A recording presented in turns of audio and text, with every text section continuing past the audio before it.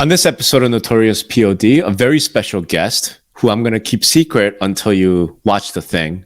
And we talk about what has and has not changed in the last 20 years of real estate. This is Notorious POD, the podcast for the best informed people in the real estate industry. Rob Hahn is your host, and Notorious is where the real estate industry comes for real talk with no bullshit. Hey everybody, welcome to a very, very special episode of the Notorious POD. I have a guest for today who's basically my favorite person in the world, the most special guest I think I've ever had. And I sort of convinced her that it's time to get on. I would like you to introduce you to Mrs. Notorious. Hi, babe. Hi. Nice to see you. Great to meet you. Hi. Yeah, great to see you in the metaverse instead of, at home in the kitchen or just next door. Wherever. Yeah. And we decided that we didn't want to do like a whole new same sitting next to each other type studio. So here we are. It's like you're in a different time zone and yet you're not. Well, I am in a different dimension than you. We'll just say that. So not that anybody who's ever watched me or, doesn't know who you are, but let's do it the official way. Like have it a brief. Oh, God. Yeah. Tell the audience a little bit about yourself. Oh, instead of just being Mrs. Notorious? Okay. Yeah. Well, I am Sunny Lake Hahn. Real estate has been my bad boyfriend for almost 20 years now. Like I see all the red flags and I know all of its issues. And here I am still after 20 years. So it is my bad boyfriend. I just can't seem to quit it. So here I am. I started as a licensed assistant back in 2003. Then became a buyer's agent on basically a team before teams were a thing. Then joined like the leadership ranks of a large franchise in Western Washington and Western Oregon, and then met you at a nightclub in Las Vegas, of all That's places. Right. Met you at a nightclub in Las Vegas at a real estate event, and then our adventure in love and life began 6 years ago. Right. And today you are the partner in charge of brokerage operations. Yes, I am the partner in charge of brokerage operations because I did do a little bit of consulting with you, and then I went in-house with Zillow for almost 2 years, and then I've been released back into the wild for almost a year now and have been really busy with consulting, but not actually necessarily a ton of brokerage, but a lot of things that actually touch brokerage. So here I am back with. But see, here's the thing: Notorious. like my viewers don't really know is like most people who know us, like most people in the industry, they like you more. I feel like they just hang out with me just to get closer to you and get to spend more time with you. So, it is what it is. I am the softer side of 70S Associates. I am a little bit kinder and gentler. I do have like a deep desire to actually be friends with people and connect people. I have a deep desire to be friends with people and connect with people. Yes, we just go about it very differently. I think everyone that knows us would agree that we go about it very differently. Yeah, a little bit. Yeah, that's that very part is differently. True. Yeah. But yeah, so thanks for having me. This is That's fun. right. This is going to be fun. Years ago, for a lot of your listeners might not know, but years ago, we threatened the industry and our friends with a podcast called Huevos, Hahncheros, Breakfast Conversations with the Hans. That never took off because I did actually go in-house with Zillow, and so that kept me busy. But this is going to be like a little mini episode because people always ask, like, what do you guys talk about at home? There's got to be wild conversations that you guys have at home about real estate and life, and Rob's like predilection to prepping and all of those doom porn and stuff. Some of those conversations I tune out. Some of them I actually will engage in. So we're going to engage in one of those conversations today. Probably not the prepping one, but hopefully, some. We'll see where it goes. Right. We'll see where it goes. So let me set the stage a little bit with how we picked the topic for today. So as is our wont, we are driving around Las Vegas, going out to dinners, whatever, running stuff. And then we saw a special event that is headed to Allegiant Stadium. Let's throw that up on the screen. That's many right. Special events come to Las Vegas. Motley Crue and Def Leppard, the stadium tour. No, right? Poison and Joan Jett. Don't forget, there's not just two. There's That's right. Four. That's right. Acts from our childhood. And yes, I just absolutely aged us. But I mean, in the spirit of transparency, we old. That's right. And that's kind of the Hans are not spring chickens. But that's kind of what this was, right? Because I'm like, okay, I remember these guys.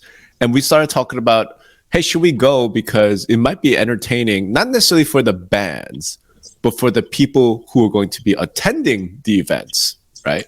Well, I mean, I also thought it would be interesting for the bands because they weren't like super young when I was in junior high. I didn't feel like they were super young back when I was in middle school and like high school, I guess, or maybe even elementary school when some of these guys were out.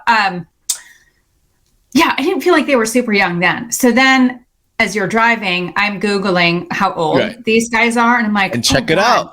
Oh God. It actually, I mean, it caused me a bit of physical and emotional pain to see how old these guys are. And then I was like, oh God, we're old. They older, but we are so old. That's right.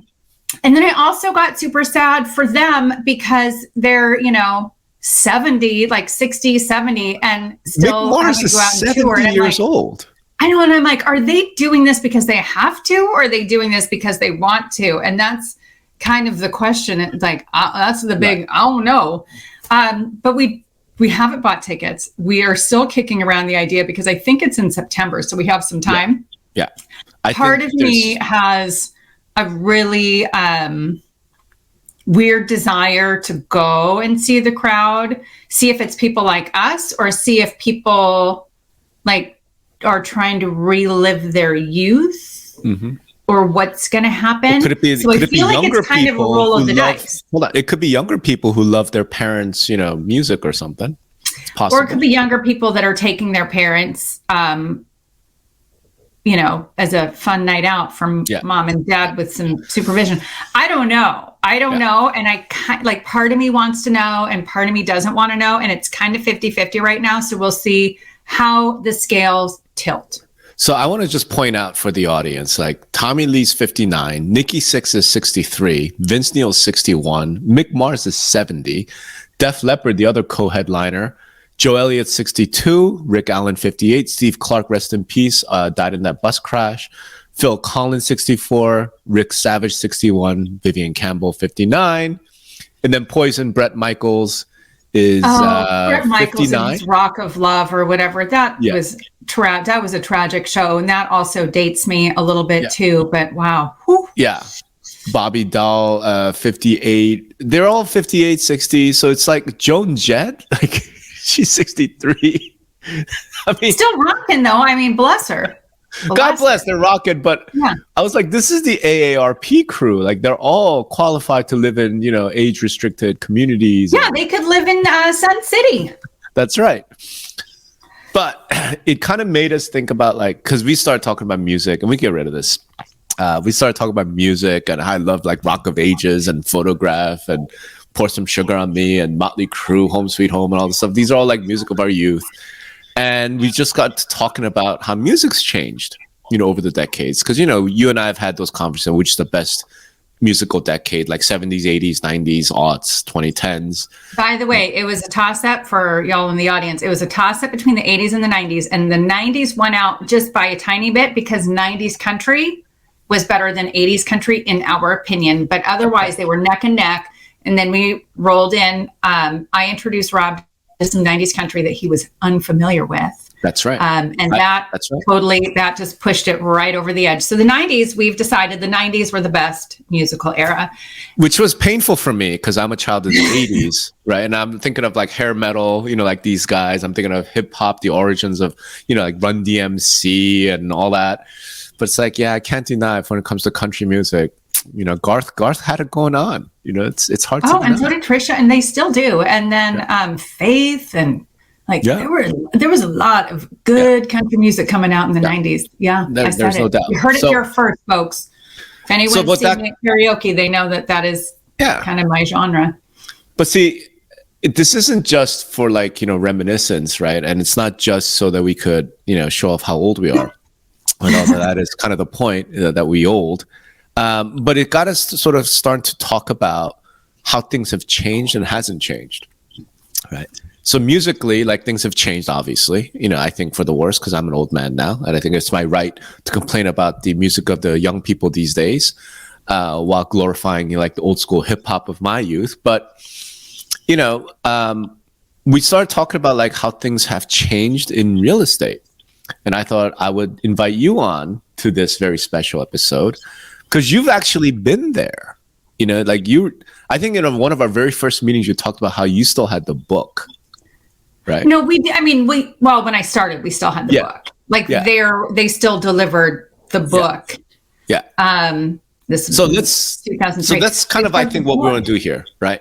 Basically, in your opinion, right? Let's say the top 3 things, maybe top 5, top 3 to top 5 things you think has really changed in real estate from the time, Def Leppard and Poison and Motley Crue were relevant musically to now. Okay. Well, I mean, first we have to say the internet. Like, the internet did change real estate. And while I started real estate in 2003, and there was still, press hard, 3 copies. Like, that's how you did contracts, and people still wrote them up on the hood of their car or in someone's kitchen. That has, like, the internet has changed things. So I guess the internet is a little too broad of a thing, but I will say Zillow coming on the scene was probably the biggest revolution because, and I'm not just saying that because I work there, but we have to just say, like, it was probably the largest revolution because it took all of the stuff that was behind the scenes that only real estate professionals could see, either in the book or in the MLS. It brought it to the masses. It brought it to people. So let me ask you about that, though. Do you think Zillow, because before Zillow, there was Realtor.com, right? Why do you think Zillow made that? Why would you name Zillow instead of Realtor.com? Because Realtor.com was first, right, with all the property info. And you're right. That's a valid point. I think no, but there's a reason for it. I'm not saying you're wrong. I'm just wondering. Yeah, no, I think honestly, I think Zillow just made it felt more consumer centric than Realtor.com. And I'm not saying that Realtor.com was not focused on like bringing data to consumers, but Zillow just like had that edge. And I think they figured out what people really wanted when they came to market, which was they wanted to know how much their home was worth in like real time. And this estimate was wildly inaccurate. Like, they used to have a disclaimer back in the day, and I would bring it up in sales meetings when I was a broker saying, hey, by the way, it does have this disclaimer that says like it can be off up to 30% in some markets, just based on the data that it was getting. But it gave people a place to start. And for me, I always told the agents in my office, like, yeah, it might be off, but it's a conversation starter. Like, it is a way to show your expertise, show your local market knowledge, have a conversation with people about like, yes, I see that Zillow says your house is worth this. The reality is this. You can show your expertise that way, bring up other, comps and share that information. But I think Zillow somehow was able to bring that data and make it feel more accessible to consumers than Realtor.com did. Okay. So while Realtor.com was first, somehow Zillow had this magic of being able to make it feel more accessible to consumers. That's my perspective. What do you think? I'm not sure because, I wasn't actually I have some thoughts around that, but give me your perspective. So when Zillow first kind of really hit the scene, I don't remember the hostility to Zillow from brokers and agents that we see today, right? Like, I remember, it just wasn't like something people really thought about that hard, right? It was just like, oh, it's lead gen, and I'm gonna get leads from this thing. What was your take? Like, what did you see from kind of the broker and agent community in Zillow's early years? You're right. The hostility wasn't there, and I think there were some people that were like, well, this estimate's totally off. And so that was their hostility towards Zillow, just the fact that they felt like the data was inaccurate. But again, I'm like, use that as a jumping off point to show your expertise. It doesn't, like, who cares if this estimate's inaccurate? We know people are looking at it. So when you go to a listing presentation, understand, even if the data is wrong, understand that your customer has looked at that. Like, they've looked up their estimate. That's what they think the house might be worth. Right. So just have that knowledge. And then I don't think they really cared as far as lead gen. Like, some people, their agents and brokers were annoyed. They were annoyed by like the volume of phone calls that consumers were getting.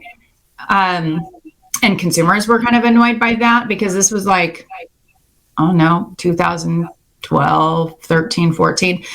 And consumers were basically getting waterboarded with all of these calls from like 15 agents, because what was happening at that point, I think, was like the leads were just getting shotgunned out to agents, and agents were just hitting the phone. And so someone, like a customer, just raised their hand and said, I have a question about 123 Main Street. And then they ended up getting calls from like 5 to 7 agents, and all of them were trying to like sell them all this stuff. And they're like, I just had a question. So when do you think that changed? Do you remember then? No, what I mean is when the hostility changed. Like, do you remember when the hostility really began? It really began. It began before they started Zillow Offers, like the first iteration of Zillow Offers, which was like the offer platform. It was before that. I would say it was. And I don't know what the tipping point was. Like, I really don't know what the tipping point was that got people so pissed off. And I guess I was in a small market in Northwestern Washington. And so I didn't pay attention to a lot of the national drama about it. I was like, I'm just trying to help my agents help their clients buy and sell real estate. Like, I'm not participating in the big drama. But there was drama. I heard about it. In leadership meetings, I did hear about the drama and stuff. They weren't happy. They didn't want to send their feeds to Zillow.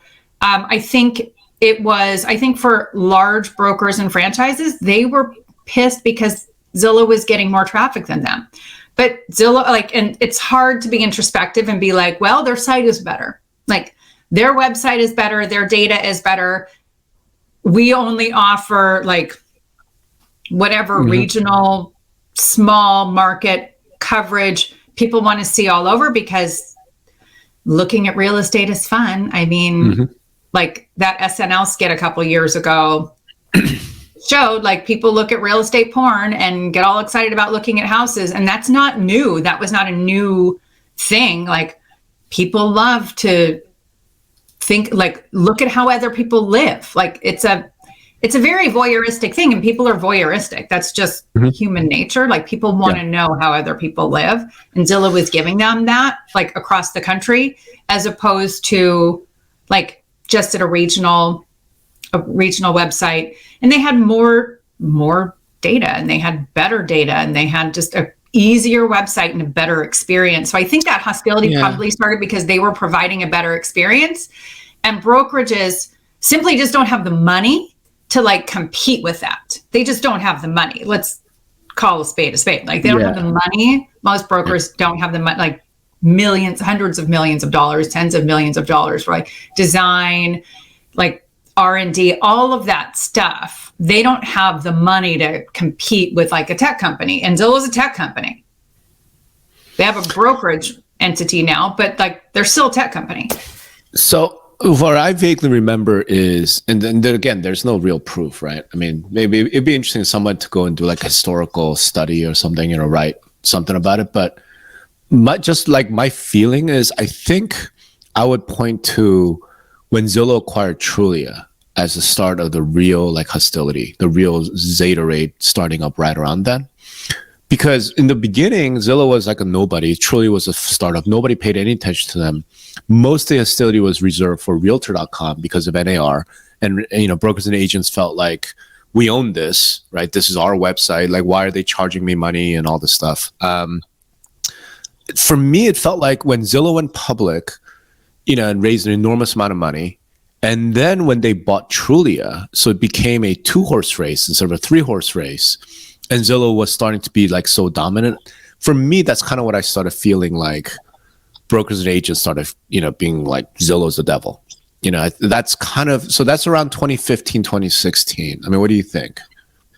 That does feel, the timing does feel right. It was, it was before I met you, which was in 2016. So it was before I met you that sentiment changed. So I'm thinking maybe even 2014, 2015. So like that right. Window. When Zillow became really big, really powerful, really wealthy. So the point behind that, I guess, is, there is something about the real estate industry that sort of fears and hates the big. Do you know what I mean? Like, and I think we see it with some other things as well. But that's, anyways. All right. So Zillow's number one. What do you think is this? Give us the other. Okay. Zillow's number one. I would say, like transaction management is number two. The fact that you can write an offer and submit an offer from anywhere instead of literally like you're doing those, carbon forms and having your client. So let's talk about that actually for, the younger millennial and Gen Z realtors. Like, what was it like? It was shitty. It was shitty.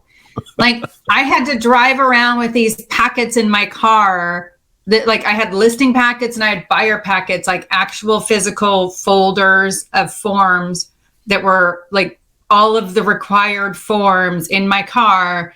And God forbid someone needed a form that was not one of the standard package ones. And we had to go back to the office, grab the form out of the forms room, write that one in. Like you had to write the person's, like you had to write the seller's name, the buyer's name, the address on the top of every form.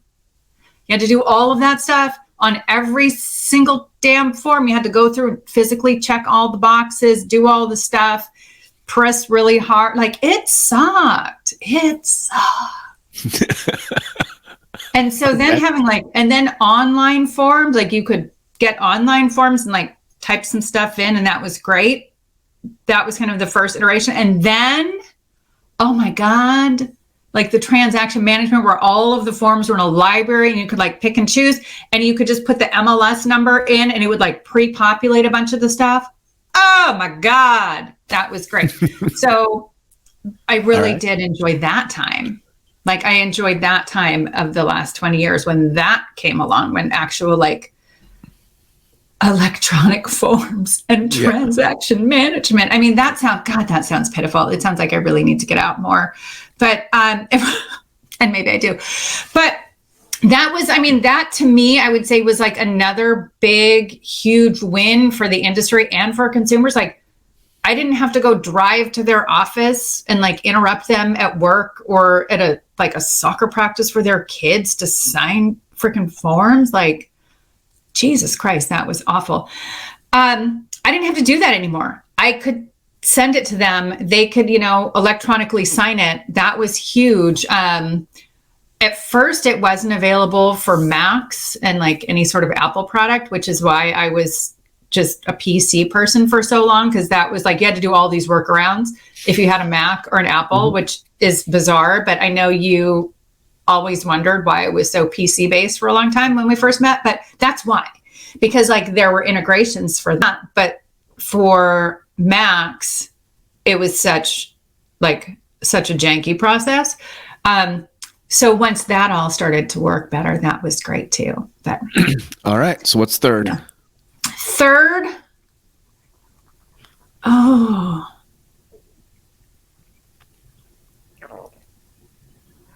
I'm going to say, and this is probably, you don't even know, Rob, you don't even know how awful it was when I first started. And we had these little weird round keys. They were real small, like half the size of a normal key. Okay. And the end, instead of just being like a flat thing, it was like this little round thing. That was how we got into lock boxes. Physical keys? Physical keys. And yeah, so that sucked too. And sometimes you would like, I don't know. That was awful. I don't know if that's the number 3 thing, but gosh, that just getting electronic lock boxes was amazing. And we had to have this weird separate key at first, but then you could be able to do it with your phone later. I remember. I would just say like the integration of all the different technologies. I remember there were a whole bunch of agents that were still using like some old phone. It wasn't a BlackBerry. It was like the Trio. The Trio, yeah. Trio, yes. Yeah, because that was the only thing that had the transmitter to open those lockboxes, right? Yeah. The Palm Trio. I have a really inappropriate story about the Palm Trio that I'll tell you once we're off this. I don't think I ever told you that story. Yeah. But now, I don't know. I think just all of the technology that came in, I think was great. Like, I would have to say just technology overall, advancing things. But I mean, as much as technology has advanced some stuff, there are still like, I mean, you and I can agree that there are still some really old, archaic, broken structures. Like the infrastructure of a lot of stuff is still really before we get even, and like we're trying to build all this technology on top of like really janky infrastructure. Before we get there, so let's high level, right? Okay. So I guess the high level opinion as what's your take on like how the practice of real estate has changed? Like, what are the biggest changes, right?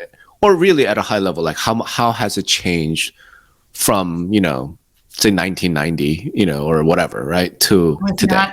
I was in high school in 1990. Okay, 1995, whatever it was, So that's over the last 20 years, right? Okay. Yeah. What do you think has been sort of the biggest change or changes in the practice of real estate? The consumers have a lot more information than they did 20 years ago. Like the level of access to information and the level of time investment that consumers will make into finding that information. Like, give me an example. They want it. Because I've never done this, right? I've never practiced real estate. You have. So like 20 years ago, what would they not have access to? They wouldn't have access to anything. Like they would drive around to open houses to see if they could look at the book, if they could like look at an agent's book to see what other listings were available, or they would look through the newspaper. My God, they still had like Sunday classified ads. I remember the newspaper. Yeah. Well, you remember the newspaper just generally? I mean, like when I started managing the office, we were spending $20,000 a month in newspaper advertising. Yeah. That's $250,000 a year. That's a lot of money.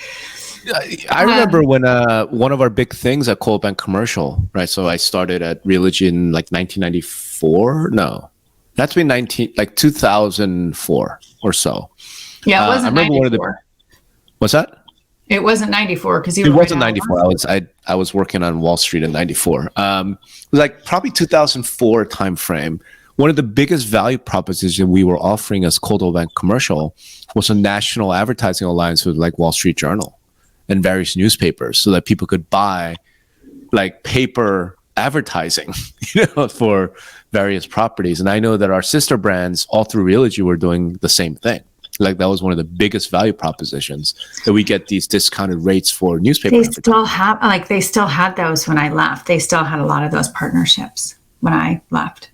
Were people reading newspapers though? Because that's one of the things, like the death of the classified, right? And when like Zillow and Trulia, when they first appeared in the scene, that was one of their big value propositions. They weren't pitching against Realtor.com. They were pitching against a newspaper, right? Yeah. And it's saying things like you guys were spending $20,000 or $15,000 a month on newspaper advertising. They'd be like, you could get on the internet for like $1,500 a month, a tenth of the price, and brokers and agents like, yeah, that's fantastic. And by the way, you're not limited to like the 3 lines of text. And the really shitty picture, like the really shitty grainy picture. Yeah, that's just black and white with one.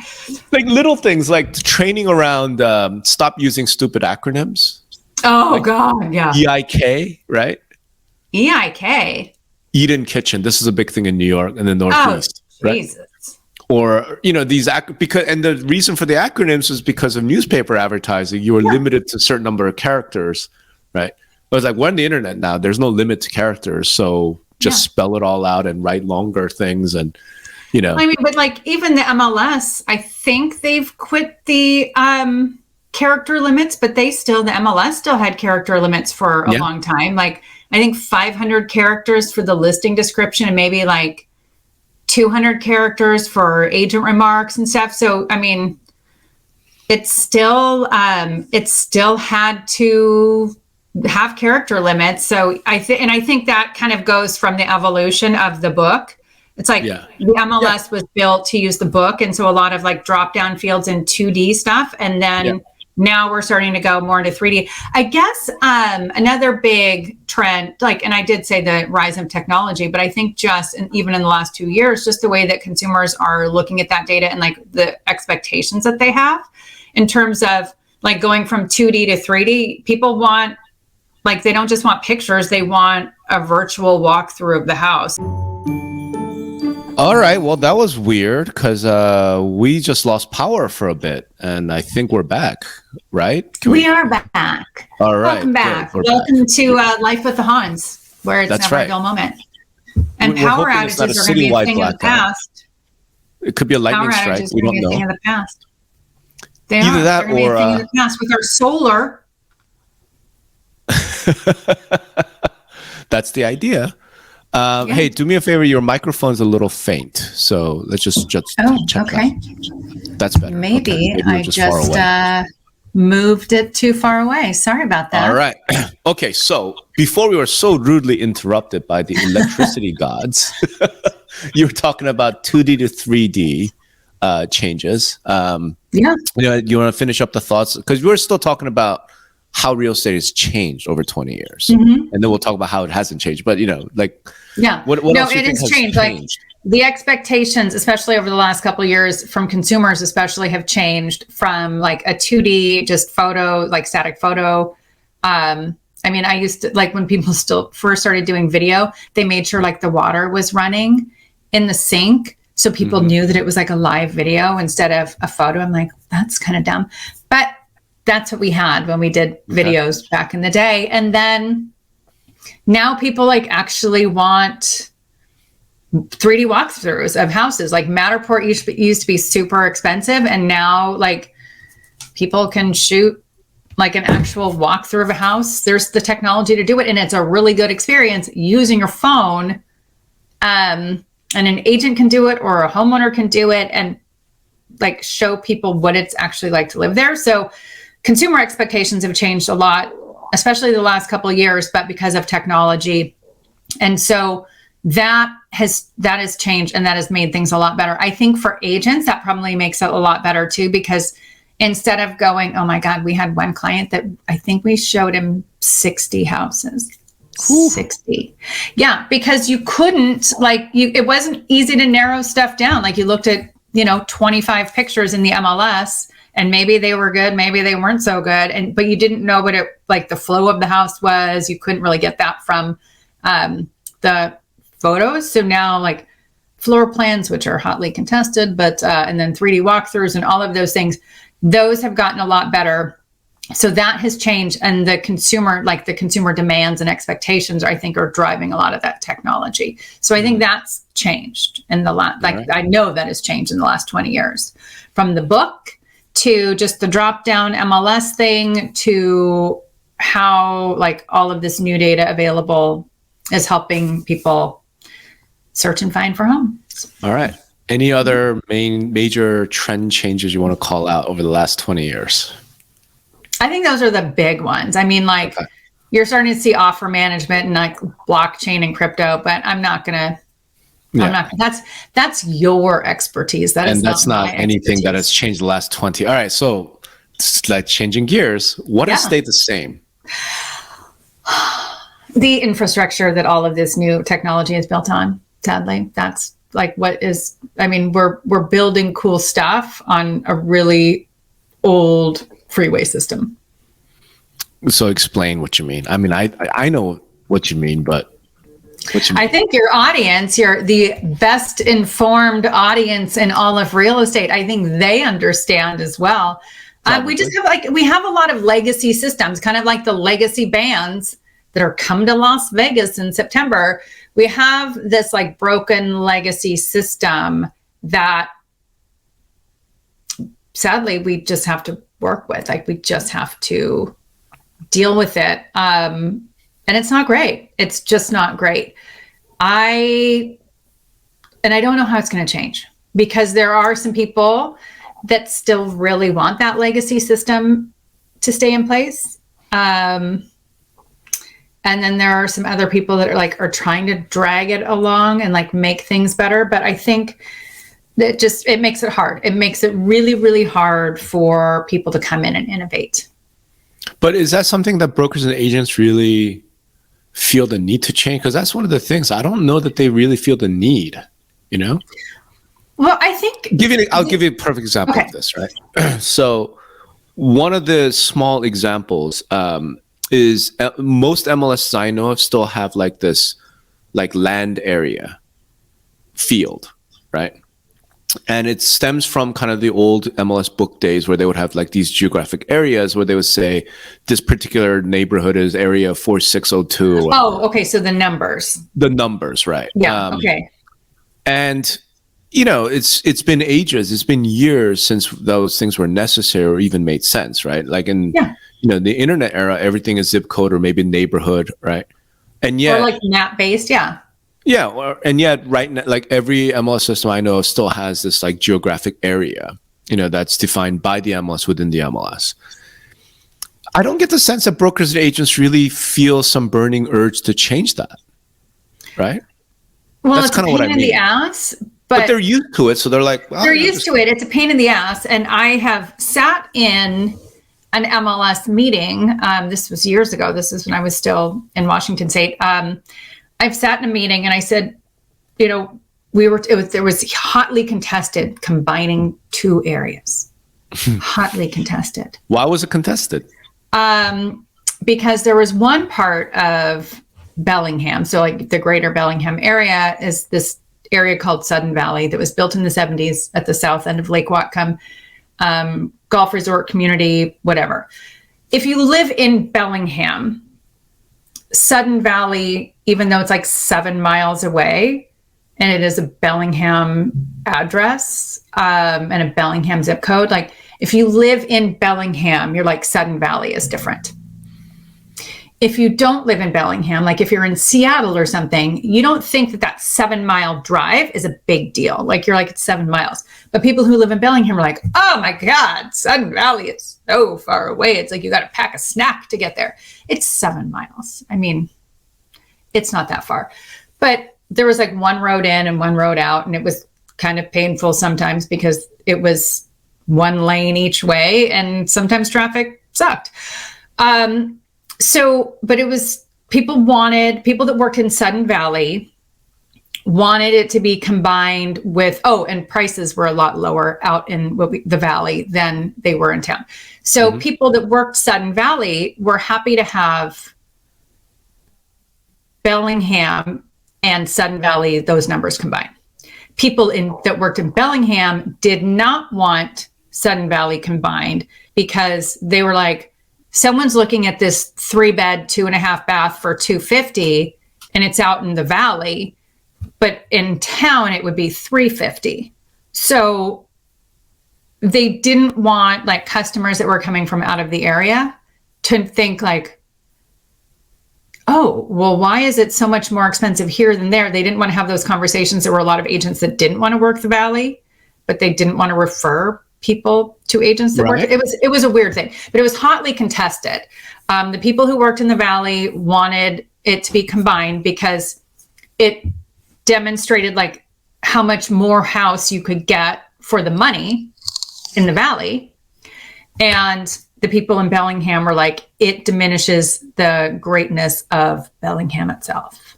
Yeah, but that's a different conversation. What I mean is that has nothing to do with the actual like area, the land area field in the MLS. So that's going to happen with neighborhoods. It's going to happen with, you know what I mean? Like you still have those conversations in the internet era. We'll talk about zip codes because zip codes don't reflect different neighborhoods, right? Yeah. Like and I told them, I sat in the meeting and I said, no customer looks at area 860 versus 865.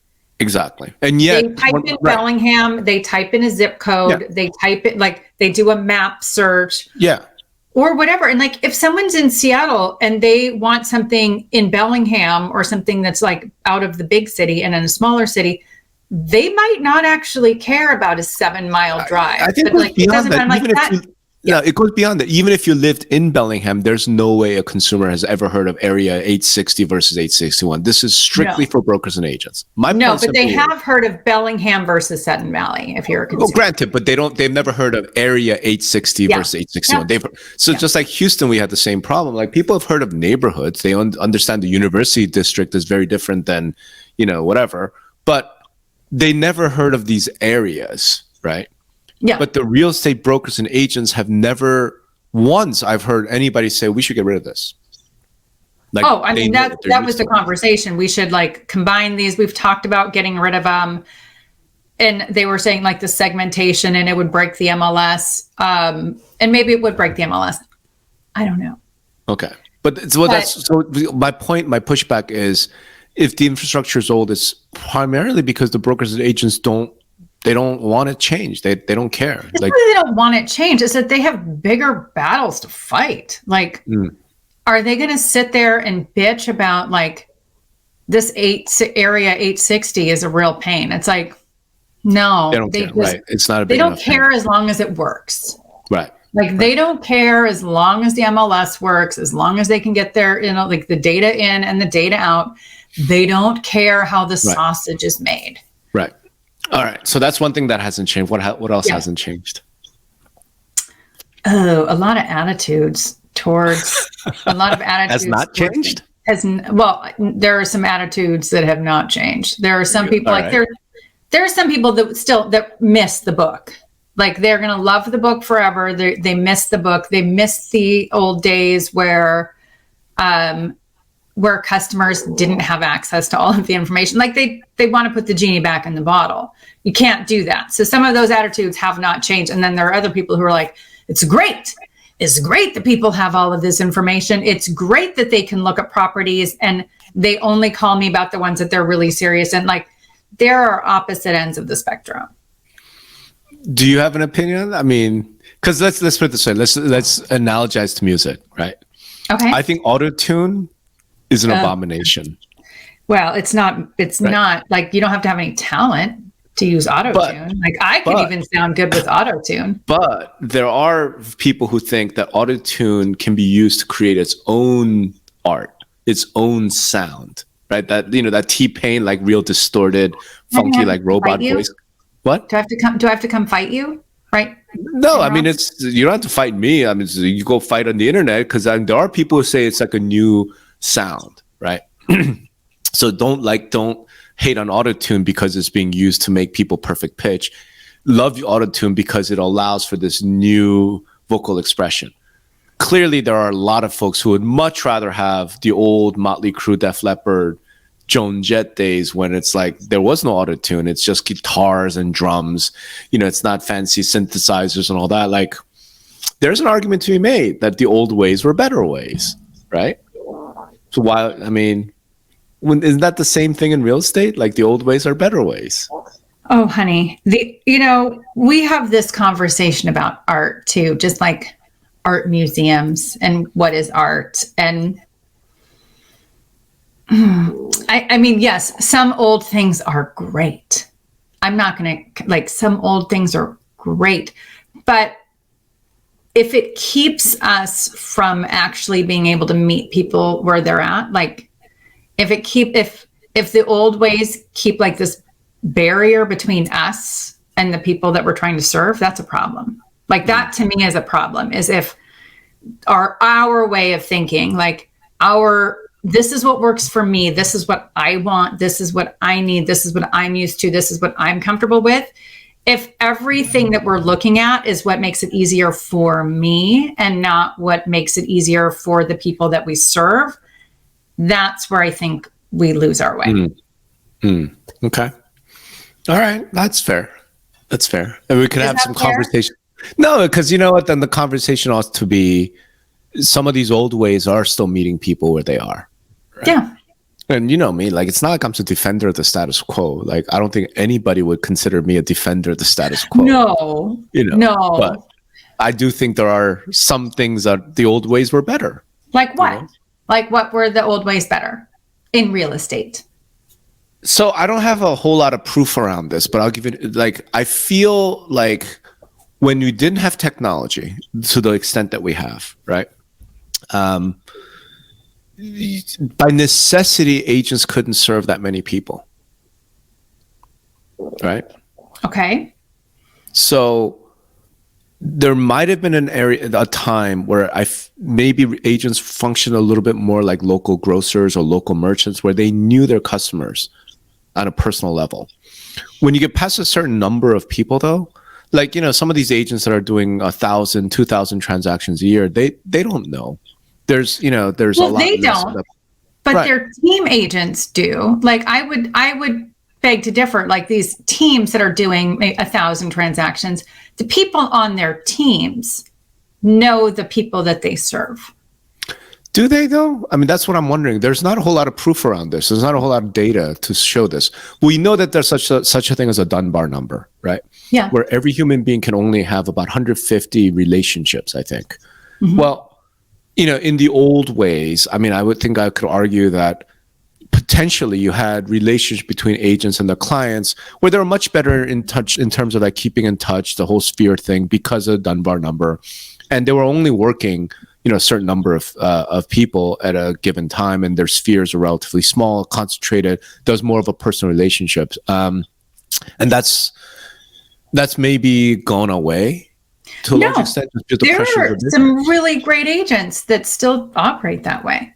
Sure, but they're probably doing things old school. They're probably not 28 years old anymore, is my point. Leveraging all of the technology tools, they're still sticking to kind of the tried and true old ways, right? Of the personal, hey, let's have lunch, staying in touch, all of that stuff, right? When I was a licensed assistant and I started, the agent that I worked for had this, it was a Franklin Covey day planner. And it was 2 pages for every day. And he had a list of 30 people on that sheet that he was going to call every day. Mm-hmm. Like every day he called 30 people. Right. And he never talked to them about real estate unless they asked. He was just like, how's it going? He was just touching base with them. He still does that. And he is still wildly successful. He has 2 of his kids that work for him now. And they might do more of the technology stuff, but they also still do the relationship stuff. And you can do the relationship stuff with technology, whereas he used to have to call people. Now you can text people. Like, he could text 30 people in a day. He could text 50 people in a day. So it makes him, like, as you like to say, technology doesn't make you better. It just makes you faster. So if you suck, it just makes you suck faster and in front of more people. Mm-hmm. So you can still, like, I have relationships with people and I leverage technology in keeping them going. Mm-hmm. Like, I don't sell real estate anymore, but I still have those relationships with people and I still talk with people. And I still connect with them through technology. Like, there are some friends that I really like. The only way I don't even text them. It's like through Instagram Messenger or something. Like, I use technology. I stay connected to people. I think, and it doesn't mean that I'm like not knowing everyone, but I think you can use technology to communicate with people and, again, meet them where they are. Okay, but still the old school method, though, is what I'm saying. The old school mindset of the principle of relationships. Yeah, that doesn't change. Right. That's kind of what I mean. So the old ways are the best ways. And that's an example in real estate. Right? Yeah. Just like cooking, the old ways are the best ways, like, are they? It's kind of. The sous vide is really, I mean, I'm going to say that the sous vide is not an old technology, and it really has made things a lot easier. True. But, I mean, some of these, like, we've been to some of those restaurants where they're like chemists more than they are cooks, right? They're doing like, we're going to do some liquid nitrogen and then we're going to do this. And by adding this infusion. Some of that shit's pretty good, though. It's pretty good. It's novel, but I'm saying, so maybe this is where I betray my age and whatever. Like, I like, the old ways, the old methods, like wood fire, just stick a slab of meat on wood fire and, things like that. But all right, so that hasn't changed. Anything else you want to call out as really not having changed much in 20 years? For good or for bad? I got one in mind. Well, why don't you share? Give me a second to think about it, because obviously you've thought ahead about this before you asked me. I don't think mortgage has changed that much in 20 years. Oh, no. Well, and I was Even with all the technology, even with the internet, even with e-signatures, even with all that, I feel like fundamentally the way you went about getting a mortgage in like 2000 is the same way we go about getting it in 2020. There are companies that are really trying to make it better, but until like the regulations change, right? Like honestly, the regulations have to change and stuff. And after the global financial crisis, obviously, I don't see those regulations getting easier anytime soon. But the meltdown was bad, and a lot of that was bad. And I mean, it was a lesson to a lot of people. I do think, though, that there are companies that are really trying to make mortgage better and easier and more streamlined and transparent.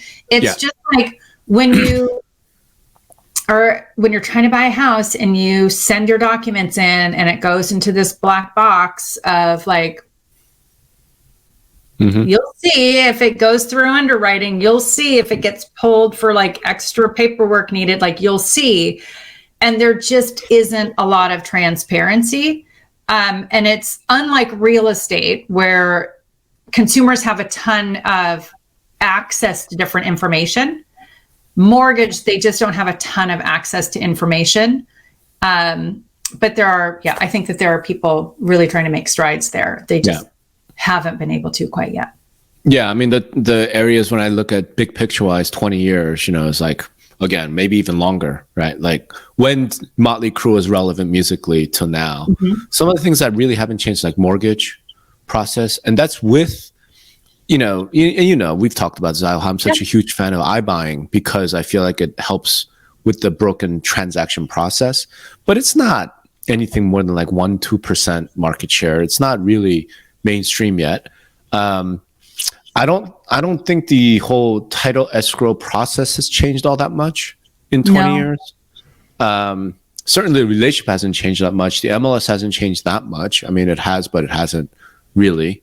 And then other things like you point out, things like transaction management, those things have changed immensely, right? Consumer expectations have changed immensely. So that's kind of where I think things are. We'll see what happens in the next 20 years, I guess. We could talk about blockchain, crypto, all these like decentralization, changes in regulation, all these things. But, just looking at like the stadium tour, I'm like, God damn, we've been around a long time and a lot has changed and a lot hasn't. We as old, but you getting cuter. You are definitely you have had a glow up the last couple of years. Thank you. Yeah. You could take that offline and, have that conversation in person. I tell you offline all the time how adorable you are. All right. Cool. So that was, like I said, it was a special episode. I thought when we're talking about, music of our youth, like why not talk about the real estate of our youth, when we first started. God, I wasn't even that young when I started in real estate. Let's just be honest. Me neither, but it was of our youth, right? When I still had like a lot more black in my hair, a lot less gray. Yeah.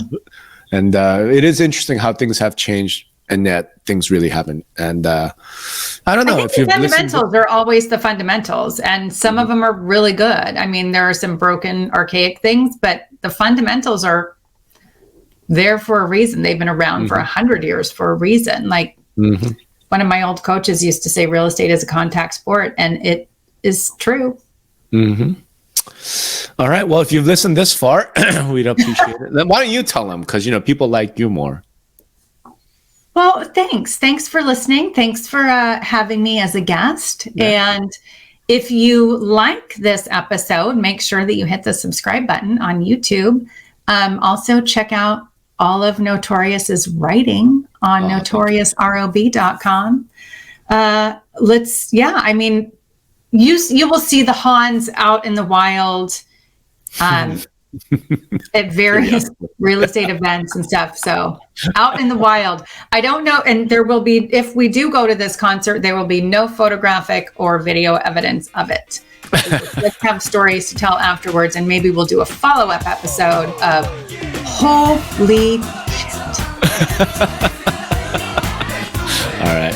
Well, thanks, babe. And thanks everybody for listening.